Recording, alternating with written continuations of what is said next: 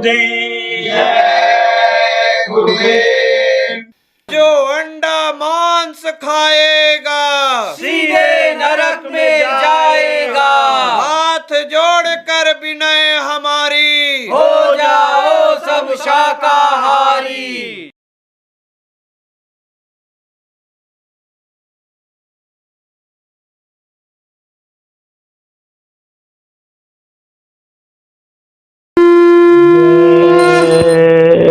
गुरुदेव। यही विधि बीते जन्म बहु नहीं कीनी परतीत। कृपा करो अब सतगुरु धारूं भक्ति रीत।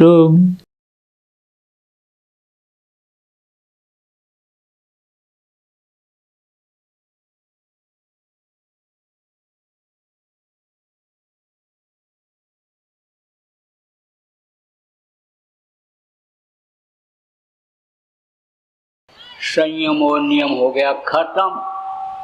संयम नियम किसको कहते हैं? नियम में क्या चीज आती है कि जब पेट खाली हो जाए तब इसमें कुछ डालो। अब उसकी पहचान क्या है?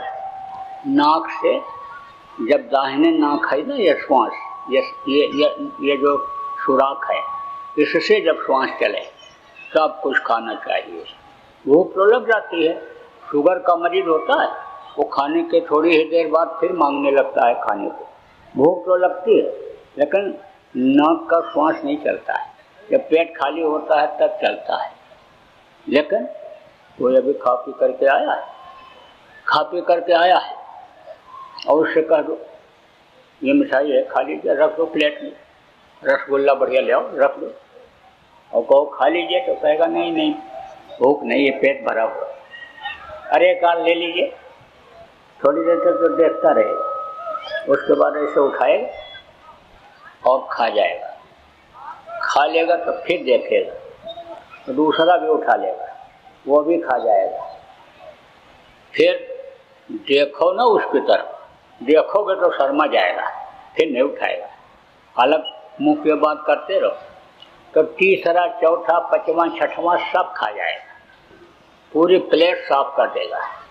यह नहीं देखेगा कि पेट है कि चारा भूसा रखने वाला भूसैला, दबा दबा के बाहर दो। लेकिन जानवर संयम और नियम का पालन करते हैं। कुत्ता है और कुत्ता खा पी करके आया, बढ़िया से बढ़िया चीज डालो उसके सामने तो खाता नहीं है, सूंघता है और उठा करके ले जाता है और दबा करके रख देता है। जब भूख लगती है तब खाता है। अब आप ये भी समझ लो कि 12 महीना में कुंवार महीना, 1 महीना उसका ऐसा आता है कि जब उसके दिमाग में गर्मी आती है, पगलाता है, बहुत स्वामी भक्त होता है। कुत्ते को मार दो और रोता हुआ भगेगा, अब जैसे बुलाओगे पुचकारोगे तैसे फिर आ जाएगा। कितना काम भक्त होता है। मार दो, भगा रोता हुआ, और कोई दूसरा कुत्ता घर में घुसने लगे तो लौट के आता है, उसको हटाता है। लेकिन अपने मालिक को भी छोड़ देता है 1 महीना, घर भी छोड़ देता जहाँ रहता, पगलाता है उस समय। 1 महीना केवल 12 महीने में। और आदमी को देखो हमेशा पागलपन सवार है। तो भाई भगवान ने भोग बनाया, किसके लिए बनाया? भोगने के लिए बनाया, फंसने के लिए तो नहीं बनाया। अब जब फंस जाओगे तो क्या हाल होगा? जैसे मक्खी फंस जाती है, एक कटोरे में शहद रख दो, एक मक्खी आती है और कटोरे के ऊपर बैठ करके शहद को खा करके उड़ करके चली जाती है। दूसरी मक्खी आती है, कटोरे में कूद पड़ती है, भरपेट शहद खाती है, लेकिन उसके पंख फंस जाते हैं और उसी में वो उसकी ज़िंदगी खत्म हो जाती, फिर निकल नहीं पाती है। इसलिए संयम और नियम का करो पालन। बहुत सी चीज़ें ऐसी बनाई गई कि जो आदमी के लिए फायदेमंद हैं, लेकिन ना सत्संग मिलने की वजह से, ना जानकारी की वजह से इन चीज़ों का आदमी उपयोग ठीक से नहीं कर पाता है। देखो ये जंगल है आपका, बहुत से पेड़ हैं, इसमें ऐसे जड़ी बूटियां हैं, पत्ते हैं कि जिससे आपके शरीर का इलाज हो सकता है, लेकिन आपको जब नहीं मालूम है तो आप आने समझ लो कि ऐसे घर में पड़े रहते हो और आप कराह मारते रहते हो, शहर तक बहुत से लोग पहुंच भी नहीं पाते हो, तकलीफ झेलते हो। तो इन सारी चीज़ों के लिए आने समझ लो कि समय निकालना चाहिए। पहले के समय में देखो बराबर 15 दिन में, महीने में एक बार गृहस्थ संतों के आश्रमों पर जाता था और वहीं पर वो सब चीज़ सिखाते थे। तो बातें तो बहुत हैं, मोटी मोटी बातें हैं, उसको तो मैं आपको बता देता हूँ, लेकिन बहुत सारी बातों की जानकारी के लिए तो आपको थोड़ा समय निकालना पड़ेगा। उज्जैन मध्य प्रदेश में हमारा आश्रम है और वहाँ पर सत्संग होते रहते हैं, कई समय तक सत्संग चलते हैं, कई दिनों तक चलते हैं। उसमें बहुत सारी बातें समझा दी जाती हैं, आ जाती हैं, तो जानकारी हो जाएगी। मोटी बात ये समझो कि थोड़ा सा एक रोटी का भूख रख करके तब खाओ, ज़्यादा खा लेते हो और पेट फूलता है, दर्द उठता है, तो डॉक्टर के पास जाते हो, बस वो फौरन पैसा लेने के चक्कर में ऑपरेशन कर देता है। अब एक बार ऑपरेशन आपने करा लिया तो कोई गारंटी है नहीं कि दोबारा फिर नहीं कराना पड़ेगा। दोबारा जाओगे फिर ऑपरेशन, दोबारा जाओगे फिर ऑपरेशन। एक आदमी तो थक गया ऑपरेशन कराते कराते, फिर बोला डॉक्टर साहब अब की बार ऑपरेशन करने के बाद टांका मत लगाना, सिलाई मत करना, बटन लगा देना, बटन। अब फिर आऊँ बस बटन खोल के ऑपरेशन कर देना। ये बार बार ऑपरेशन ही कराना पड़ता। क्यों कराना पड़ता है, क्यों करता है? उसी में उसको पैसा मिलता है। ऐसी व्यवस्था हो गई कि पैसे का खर्चा डॉक्टरी लाइन में प्रवेश करते ही बढ़ जाता है। कहते डोनेशन दो तो नाम लिखा जाएगा। अब लाखों लाख रुपया डोनेशन देता है और फीस भरता है, मेहनत करता है, लौट करके आता है तो कर्जा लेकर के अस्पताल बनवाता है, उसमें स्टाफ रखता है, तो 500 रुपये की फीस से चलेगा वो तो हलाल करेगा ही, काटेगा ही पेट हाथ, जो भी तकलीफ होगी उसी में पैसा मिलेगा। देखो आपको ये नहीं पता है कि आपका शरीर ये कैसे चलता है, आपको ये नहीं पता है कैसे बना, कब बना, ये आत्मा कौन है, कहाँ से आई, कम समय में तो नहीं बताया जा सकता है, लेकिन ये मोटी मोटी बात आपको कम समय में ही बता देता है। ये जीवात्मा परमात्मा की अंश है, ये शरीर को चलाती है, इन्हीं दोनों आँखों के बीच में बैठी हुई है और इस शरीर को चलाने वाले चक्र हैं। कंठ चक्र से ही शुरू होता है। यहाँ पर आद्या महाशक्ति का स्थान बताया गया, एक चक्र यहाँ है, यहाँ हृदय में है, यहाँ पर शिव और पार्वती का स्थान, और यहाँ नाभि में एक चक्र है, विष्णु और लक्ष्मी का स्थान, और इंद्रिय चक्र पर आप समझो ब्रह्मा सावित्री गायत्री का स्थान, और गुड़ा चक्र पर गणेश और रिद्धि सिद्धि का स्थान। तो एक चक्र ही शरीर को चलाते हैं, और इमड़ा पिंगला सुषमना ये 3 नाड़ियाँ शरीर को चलाती हैं। इन्हीं नाड़ियों में से 72,000 नसें निकली हुई हैं नाड़ियाँ। तो ऑपरेशन में जब वो कट जाती हैं तो डॉक्टर को भी नहीं दिखाई पड़ती हैं, वो काट तो देता है लेकिन जोड़ नहीं पाता है, तो शरीर का सिस्टम ही बिगड़ जाता है। इसलिए ज़्यादातर ऑपरेशन से बचना चाहिए। अब कम खाओगे तो ऑपरेशन की कोई ज़रूरत ही नहीं पड़ेगी। आप ये समझो कि यह मालूम हो जाएगा आपको कि क्या चीज़ खाने से यानी फायदा रहता है, क्या चीज़ खाने से पेट साफ होता है, कैसे उठना बैठना चाहिए, किस तरह से यानी टट्टी पेशाब करना, ये सारी चीज़ें बहुत ज़रूरी होती हैं। तो कभी जब मौका मिलेगा तो आप समय मिलेगा तो आपको सब बताया जाएगा। जानकारी तो सब है, बहुत सी चीज़ों की जानकारी गुरु महाराज को भी थी, उन्होंने भी बताया, और बहुत सी जानकारी ऐसे भी हो जाती है। तो अब आप ये समझो कि संयम और नियम का करो पालन। और कहा गया गम खाओ। गम खाओ का मतलब क्या होता है? बर्दाश्त कर लो। बर्दाश्त कर लोगे तो झगड़ा झंझट से छुटकारा रहेगा, और नहीं तो मुकदमेबाजी करते रहो, चक्कर काटते रहो, पुलिस थाना में आते जाते रहो, बस उसी में समय निकल जाएगा। कब बच्चों को देखोगे, कब संभालोगे, कब बच्चों की तरक्की करोगे, खेती गृहस्थी कब करोगे? वो तो तीसरे दिन अगर मुकदमा लग गया तो चलो जूतियाँ घिसो, दौड़ लगाओ। तो 2 बात बर्दाश्त करना चाहिए। ये चीज़ें बहुत बढ़ रही हैं, लड़ाई झगड़ा बहुत बढ़ रहा है। सास और बहू का झगड़ा मशहूर है। अब जब गरीब घर के सास और बहू लड़ती हैं तो भद्दी भद्दी गाली देती है, तो पड़ोसियों को सबको पता चल जाता है, गांव वालों को पता चल जाता है। और बड़े आदमियों के घर के सास और बहू जब गाली देती हैं तब उनका पता नहीं चलता। क्यों? क्योंकि वो धीरे बोलती हैं और अंग्रेजी में गाली देती हैं। तो जो अंग्रेजी नहीं पढ़े उसको क्या पता कि क्या कह रही हैं, लेकिन झगड़ा सब जगह होता है। अब ऐसे समय में क्या करना चाहिए? ऐसे समय में जब किसी को क्रोध आवे, गुस्सा आवे, तो चुप हो जाना चाहिए। पुरुष को गुस्सा आ जाए, औरत चुप हो जाए, औरत को गुस्सा आवे तो पति चुप हो जाए, भाई को गुस्सा आवे भाई चुप हो जाए, सास को गुस्सा आवे बहू चुप हो जाए, बहू को गुस्सा आवे तो सास चुप हो जाए। और अगर चुप होने के बावजूद भी दूसरा कोई बोलता रहे तो उस समय क्या करना चाहिए ये भी बता दें। एक औरत अपनी लड़की को लेकर मेरे पास आई और बोली, महाराज जी इसको समझाओ, ये कहती अब हम ससुराल जाएंगे ही। तो हमने कहा, बच्ची क्या बात हो गई, क्यों नहीं जाएगी? बोली, महाराज जी आप ही कहते हो कि किसी को लठ मार दो, डंडा से मार दो और घाव बन जाए तो वो घाव भर जाता है कुछ दिन के बाद, और बातों का घाव नहीं भरता है। तो कड़क बात नहीं बोलना चाहिए, तेज नहीं बोलना चाहिए, जो खराब लगे, अंदर गांठ बन जाए, घाव बन जाए। लेकिन हमारी सासू वो तो दिन रात बोलती रहती हैं और बहुत खराब खराब बात बोलती हैं। तो मैं तो जवाब नहीं देती हूँ, लेकिन सुनते सुनते मेरा कान भर गया, ऊब गई। अब उस घर में पैर भी नहीं रखना चाहती हूँ। और महाराज जी आप भी मत कहना अब वहाँ जाने के लिए। तब हमने कहा तो सुनते क्यों है? तब गुस्से में बोली, कहाँ घर छोड़ करके चले जाएं? अरे हमने कहा तुझको तो भजन करने के लिए बताया गया, तू आंख बंद कर ले, कान में उंगली लगा ले। क्या कहती हैं सुनेगी नहीं, आंख से हाथ से पैर से इशारा जो करती हैं वो देखेगी नहीं।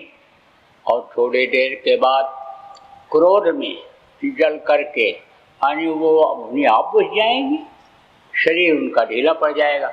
क्योंकि क्रोधी आदमी को बड़ी ताकत आ जाती है, और ताकत आ जाते खूब उछलता, खूब बोलता, खूब हाथ पैर हिलाता है, लेकिन चिल्लाते चिल्लाते बोलते बोलते थक जाता तो एकदम बिल्कुल चुप हो जाता है, एकदम सुस्त हो जाता है। अब ये भी बता दें कि आखिर बोलती क्यों रहती हैं, कहने के बावजूद भी। समझो सत्संगियों के यहाँ जो है ना, चाहे सास हो चाहे बहू हो, यहाँ पर हैं, लेकिन कहने और समझाने के बावजूद भी वो बोलती ही हैं। ऐसी बात बोलती हैं कि दूसरा कहता है कि जैसे तीर लगता है। तो कोई तो सास बड़ी तेज होती है और कोई बहुएं भी बड़ी तेज होती हैं। तो उसका क्या कारण है ये भी बता दें। देखो ये संतों का देश है, और संत जो होते हैं वो कोई जमीन फाड़ कर आसमान तोड़ करके आते नहीं हैं। इसी धरती पर जो माँ रहती है, माँ के पेट में बंद करके बाहर धरती पर ही पैर रखते हैं, यहीं चलते फिरते हैं, यहीं कान खाते हैं, आसमान के नीचे रहते हैं। आँख कान मुँह टट्टी पेशाब बोली बानी आदमी जैसी ही रहती है, लेकिन वो इस शरीर को चलाने वाली शक्ति अपनी आत्मा को जगाते हैं। उस वक्त के जो संत सदगुरु जिनको मुर्शिद कामिल कहा गया, उनके पास जा करके इल्म लेकर के, रास्ता को लेकर के रूह को नूर तक पहुंचाते हैं, तो उसकी ताकत आ जाती है। उस मालिक की ताकत किसमें आ जाती है? और रूह, किसी ने सोल कहा, किसी ने जीवात्मा कहा, उसमें आ जाती है। और उसमें जब ताकत आ जाती है तो वो कहाँ रहती है? रूह जीवात्मा किसी शरीर में रहती है, तो शरीर में भी ताकत आ जाती है। जैसे आपका हाथ एकदम आपके करीब कर दिया जाए, बहुत गर्म हो जाएगा, अब उसके ऊपर कपड़ा ऐसे लपेट दिया जाए और कपड़े के ऊपर हाथ रखा जाए तो कपड़ा भी गर्म दिखता है, ऐसे ही गर्म लगता है, ऐसे ही कि उनके शरीर में ताकत आ जाती। तो वो अन्य समझ लो कि दृष्टि डाल करके, नजरों से देख करके दूसरे के कर्मों को खत्म करते हैं, उसको शांति दिलाते हैं, छू करके जो उसमें परिवर्तन ला देते हैं, कर्मों को काट देते हैं। बोली सुना करके यानी सत्संग सुना करके और वाणी के द्वारा बदल दिया करते हैं लोगों को। देखो रंगुलमाल और वाल्मीकि जैसे डाकू बदल गए। देखो महापुरुष का पैर लगते ही पत्थर की नारी हो गई। आप देखो स्पर्श से ही ऐसा हुआ, दृष्टि डाल करके भी बहुत से लोगों के अंदर बदलाव है। गुरु महाराज के पास हमको रहने का तो 40 साल मौका मिला, रखा उन्होंने अपने पास नज़दीक में, तो हमने तो बहुत कुछ देखा उनके पास। ऐसे जाते थे और गुरु महाराज को देखते ही बुढ़े बुढ़े लोग उछल पड़ते थे। क्या मिलता था उनको, आपको क्या पता। जो कुछ भी अच्छा और बुरा करते हो, आपके अंदर चतुर्संताकरण है, वहाँ जमा होते हैं और वही कर्म आपके इस शरीर से अच्छा और बुरा कराते हैं। तो जब वो कर्म नष्ट हो जाते हैं तो जीवात्मा के सामने जो कर्म लगे रहते हैं, जब वो हटते हैं तो जीवात्मा खुश होती है। तो जीवात्मा शरीर में रहती है तो शरीर भी उछल पड़ता है। तो आप जो समझो कि संत के शरीर में ताकत आ जाती है। अब जिस पेड़ का दातून कर लेते हैं और दया हो जाती है, उसको भी मनुष्य शरीर मिल जाता है। ये नियम एक बनाया गया सृष्टि को चलाने का। तो सृष्टि जब बनी थी तो 33 करोड़ दुर्गा, 10 करोड़ शंभु बैराट के साथ उत्पन्न किए गए थे। ब्रह्मा विष्णु महेश 3 देवता बनाए गए थे। इन्होंने ही 30 लाख स्थावर, 27 लाख हुकमत, 9 लाख जल के जीव और 14 लाख अंडज और 4 लाख पिंडज बनाए थे। तो स्थावर किसको कहते हैं? पेड़ और पौधे को। तो पेड़ और पौधा हुकमत किसको कहते हैं? ये जो मनुष्य के पसीने से पैदा होते हैं, खटमल जूठी लग। और अंडज किसको कहते हैं? जिनकी उत्पत्ति अंडे से होती है, जो अंडे से पैदा होते हैं। तो इनको पेड़ों और पौधों को इनमें आना पड़ता है। उसके बाद में फिर अन्य समझ लो कि गाय और बैल की ऊन मिलती है और उसके बाद फिर ये मनुष्य शरीर में आते हैं। लेकिन संत की अगर दया हो जाए तो सीधे मनुष्य शरीर में भेज देते हैं। तो अब आप ये समझो कि दया हो जाती है तो दातून जिस पेड़ का करते हैं उसको भी मनुष्य शरीर मिल जाता है, लेकिन जड़ता उसकी नहीं जाती है। मनुष्य हो गया और कहीं बैठा है और उसको कह दो तो उठ जाए, काम कर लाओ, उठेगा ही नहीं, जाम हो जाता है। जैसे ये जाम हो जाते हैं। सदगुरु भी मिल गए, सदगुरु तो सदगुरु की भी बात नहीं मानते हैं जो जड़ होते हैं। कहा ना गुरु जी ने, जा बच्चा, अरे ले आ, जा ले आ, लकड़ी ले आ, पानी ले आ, हला थोड़ा आटा गूंथ दे, रोटी बना लिया जाए। कुछ नहीं, कितना कहते रहे, उठा ही नहीं। और फिर खुद जब बनाकर रोटी तैयार करके रखे तो कहा अच्छा बच्चा आ तू रोटी खा ले। बोला बार बार गुरु के आदेश का उल्लंघन ठीक नहीं है, अब यह बात तो आपकी माननी ही पड़ेगी। ऐसे ही सोच बन जाते हैं, उठते ही नहीं। देखो जो गाय का बकरी का दूध संत पी लेते हैं और दया हो जाती है, उनको भी मनुष्य शरीर मिल जाता है, लेकिन स्वभाव नहीं छूटता है। जब बकरी थी सब म्यां म्यां म्यां म्यां चिल्लाती रही और औरत बन गई तब अब भी बोलती रहती है, तो स्वभाव थोड़ा देर में छूटता है। आप बच्चे और बच्चियों जो लोग हो, आप लोग जो सास और बहू हो, जो भाई भाई हो या जो भी परिवार के लोग हो, आप देखो इस बात को कि स्वभाव नहीं बदल रहा है तो वो बदलेगा। सत्सुधाएं सत्संगत पाई, सत्संग जब उनको मिलेगा और जब वो भजन ध्यान करेंगे, जब अन्य आप समझ लो कि वो प्रचार प्रसार सेवा करेंगे, तब उनका स्वभाव बदलेगा। जब सत्संगियों का साथ मिलेगा तब उनका स्वभाव बदलेगा। तो स्वभाव बदलने में देर लगती है। तो ऐसे समय पर सबसे बढ़िया तरीका कि कान में उंगली लगाओ, आंख बंद करो, भजन पर बैठ जाओ, बस सब झगड़ा झंझट से छुटकारा। और देखो, शाकाहारी भोजन खाओ। जब से मांसाहार बढ़ा, आप देखो बीमारियां बहुत बढ़ गई, क्योंकि खून बेमेल हो जाता है। बेमेल किसको कहते हैं? तालमेल नहीं खाता है। बुढ़ा बीमार हो गया और लेकर के डॉक्टर के पास गए। डॉक्टर ने कहा खून की कमी हो गई, खून चढ़ाना पड़ेगा। लड़के ने कहा मेरा खून चढ़ा दीजिए। डॉक्टर ने टेस्ट किया, कहा तुम्हारा खून नहीं चढ़ सकता है, ग्रुप नहीं मिल रहा है। भाई कहता मेरा खून चढ़ा दीजिए। टेस्ट करता कहता ना, एक ही माँ बाप के दोनों बेटा, दोनों को पाला पोसा, एक ही रजबेश से दोनों बने, लेकिन खून नहीं मिल रहा है। इसका मतलब यह है कि एक शाकाहारी भोजन खाया, उसका शाकाहारी खून बना, और दूसरा मांस खाया, उसका खून बना, तो दोनों तालमेल नहीं खाता है।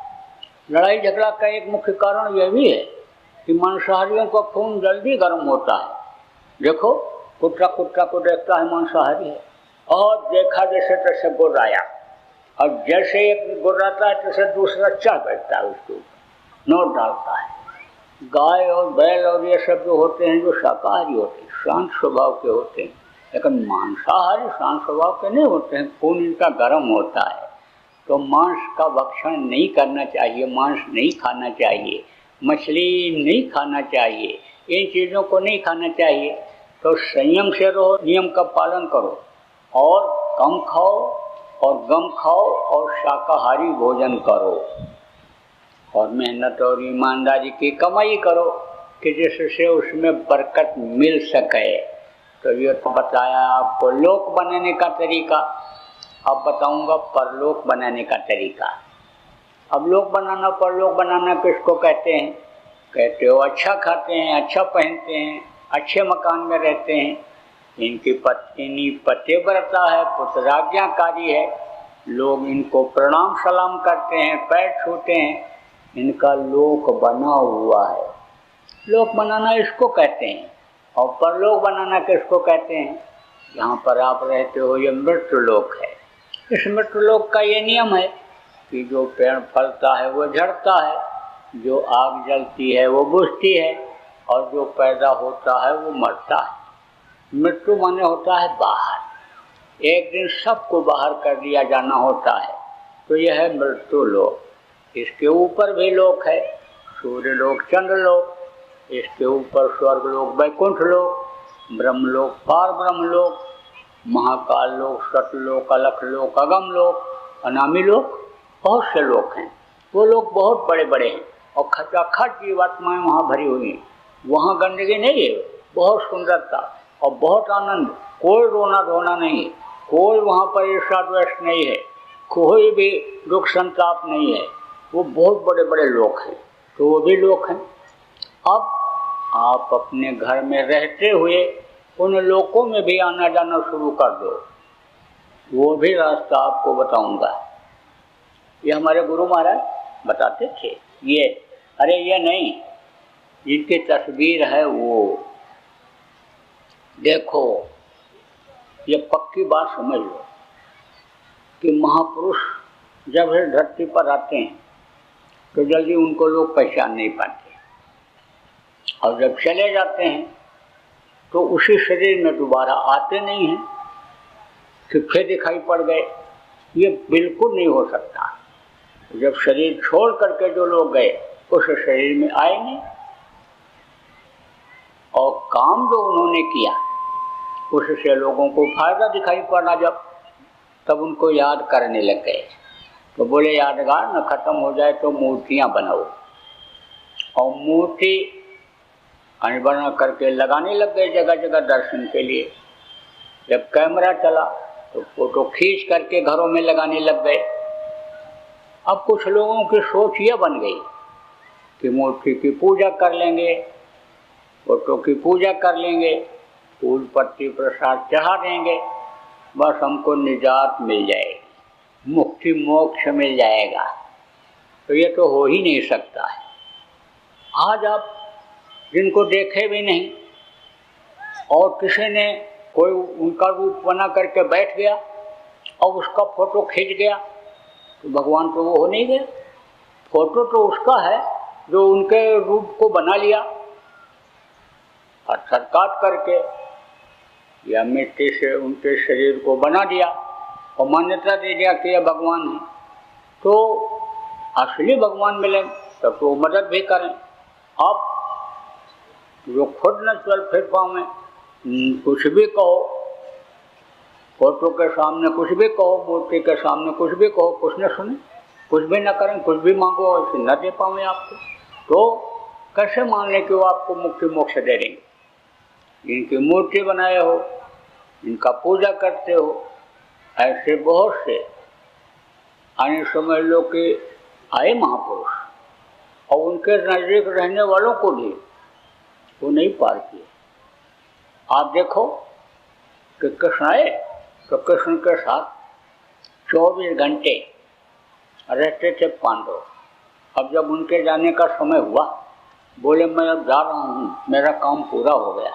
पांडव ने कहा महाराज मुझको भी लेते चलिए।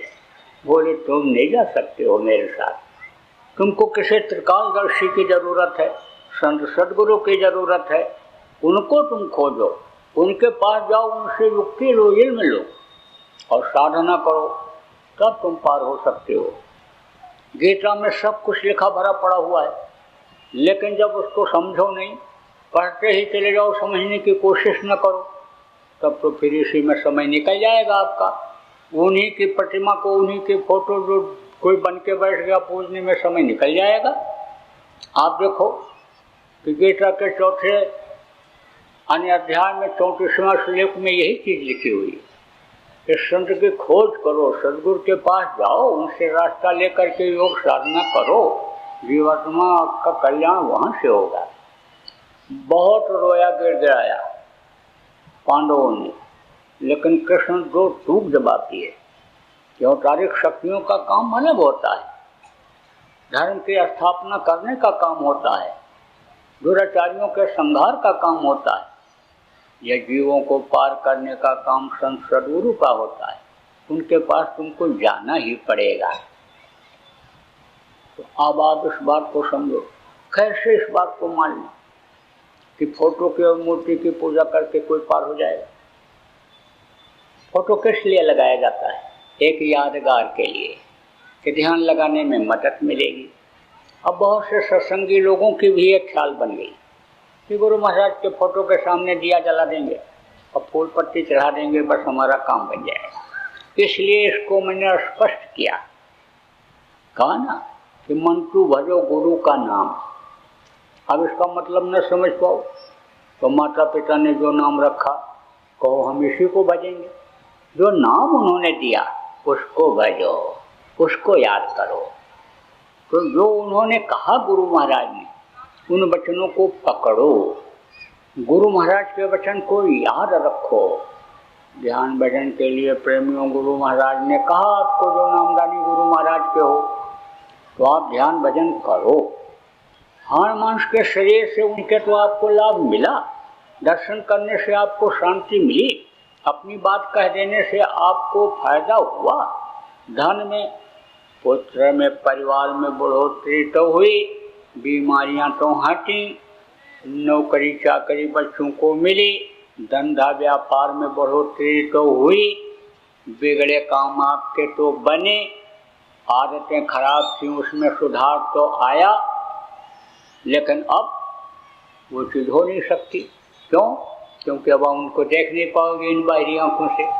वो तो चले गए, शरीर छोड़ दिए, अब उस शरीर में दोबारा फिर आने वाले नहीं हैं, लेकिन अंतर में वो आप लोगों के प्रेमियों संग में हैं, साथ में हैं। देखो गुरु जब नामदान देते हैं तो ये जो सूरज की डोर काल के हाथ में है उसको ले लेते हैं और गुरु पद या 10वां द्वार में बांध देते हैं, शरीर छोड़ करके भी चले जाते हैं तो सतलोक से वहाँ तक संभाल करने के लिए आते रहते हैं। जिसको अधिकार दे करके जाते हैं उनसे संभाल करवाते रहते हैं। तो आपके अंग संग गुरु महाराज अब भी हैं, लेकिन जब आप ध्यान लगाओगे और अंदर में उनको देखोगे तब आपको पता चलेगा। और नहीं तो किसी ने कह दिया कौवा कान ले गया, तो कान नहीं देखते हो, कौवा के पीछे दौड़ पड़ते हो। कोई कह दिया प्रकट हो रहे हैं, तो कोई कह दिया कि यानी यही हैं, तो कोई कह दिया चलो जिंदा हैं, कोई कह दिया कि नहीं चले गए, कोई बस भ्रम में पड़ जाते हो। तो भ्रम का पर्दा तब हटेगा कौन सकल जीव संकुल रहे, गए शरण पाए और सदगुरु मिले जाएं जिम संशय भ्रम समुदाय। सदगुरु का दर्शन, जब गुरु महाराज का दर्शन अंतर में आपको होगा तब आपकी शंकाएं निकलेंगी। इसलिए आप जितने भी नामदानी हो, आप सब लोग सुबह शाम ध्यान भजन जरूर करो। और जो भ्रम और भूल में पड़े हुए हैं, एक भी ध्यान भजन नहीं करते। ध्यान भजन अगर करने लग जाए तो अभी अकल आ जाए। कोई मान सम्मान के लिए दौड़ रहा है, तो कोई धन दौलत के लिए दौड़ रहा है, तो कोई और कोई स्वार्थ के लिए दौड़ लगा रहा है। इसलिए आपको इन बातों को देखना और समझना चाहिए। तो गुरु महाराज ने बहुत से लोगों को रास्ता बताया, कोई भेदभाव नहीं रखा गुरु महाराज ने। जितने भी लोग गुरु महाराज के पास गए सबको बताया हूँ। और जाने से पहले मेरे लिए बोल करके गए थे कि ये नए लोगों को नामदान देंगे और पुरानों की संभाल करेंगे। तो जब गुरु महाराज दुनिया संसार से शरीर छोड़ करके चले गए, शरीर छोड़कर जब गए इधर से, तो कुछ ऐसे हालात बने कि वो जगह हमको छोड़नी पड़ी जहाँ गुरु महाराज के साथ रहता था, आश्रम को छोड़ना पड़ा। और ऐसी समस्याएं चारों तरफ से आ गई कि मैं तो सोचा कि अब तो चुपचाप एकांत में बैठ करके भजन करूँगा। लेकिन फिर बातों को गुरु के लोगों ने याद दिलाया, अपने प्रेमियों ने, कि तुम्हारे लिए गुरु महाराज कह करके गए हैं पुरानों की संभाल करोगे, नयों को नामदान दोगे और आदेश का पालन नहीं करोगे तो गुरुभक्त कैसे माने जाओगे। इसलिए अब एक जगह पर बैठने के बजाय दौरा करो। दौरा किया, जगह जगह पर गया, शंकाओं का लोगों के समाधान किया, ध्यान भजन समझाया और कराया। और जो करने लग गए बोले पहले से ज़्यादा फायदा लाभ हो रहा है। अब आप ये समझो कि कुछ दिन तक तो ऐसे ही चला। उसके बाद गुरु महाराज का आदेश मिला कि इनको नामदान दे दो। नामदान देना शुरू कर दोगे और ये भजन करने लगेंगे। और करते करते इनका शरीर भी छूट गया तो इनको मनुष्य शरीर मिल जाएगा, क्योंकि मनुष्य शरीर का पाना ही बड़ा मुश्किल होता है। तो जहाँ भी जाता हूँ सब जगह नामदान देता हूँ, छोटी जगह हो चाहे बड़ी जगह हो, देश हो चाहे विदेश हो, नामदान सबको देता हूँ। विदेशों में भी गया, कई देशों में गया। अभी आपके भूटान तो वहीं बॉर्डर पर नामदान देकर आया। नेपाल में बहुत बार गया, किसी किसी देश में कई बार गया, सब जगह नामदान दिया। नेपाल में दिया, हांगकांग में दिया, आपके मलेशिया में दिया, सिंगापुर में दिया, ओमान में दिया, कतर में दिया, दुबई में दिया, श्रीलंका में दिया, थाईलैंड में दिया, अमेरिका में दिया, इंग्लैंड में दिया। सब जगह नामदान देता हूँ। क्यों देता हूँ? क्योंकि इस समय किसी के ज़िंदगी का कोई ठिकाना नहीं है। आदमी घर से निकले कोई गारंटी नहीं है कि 2 घंटे के बाद ठीक ठाक वापस आ जाए। तो दया आ जाती है कहीं ये फंस न जाए। जय गुरुदेव। अभी आपने बाबा उमाकांत जी महाराज के सत्संग को सुना। बाबा जी अन्य किसी से चंदा न लेकर अपने प्रेमियों के सहयोग से देश विदेश में तमाम जनहित के काम करते हुए सभी तरह की तकलीफ़ों को दूर करने व प्रभु के मिलने का उपाय बताते हैं। आप इस जीवन के इस बचे हुए समय में समय निकालकर बाबा जी से ज़रूर मिलिएगा। आपके सुझाव के लिए व्हाट्सएप नंबर 9575600700। जय गुरुदेव, जय गुरुदेव।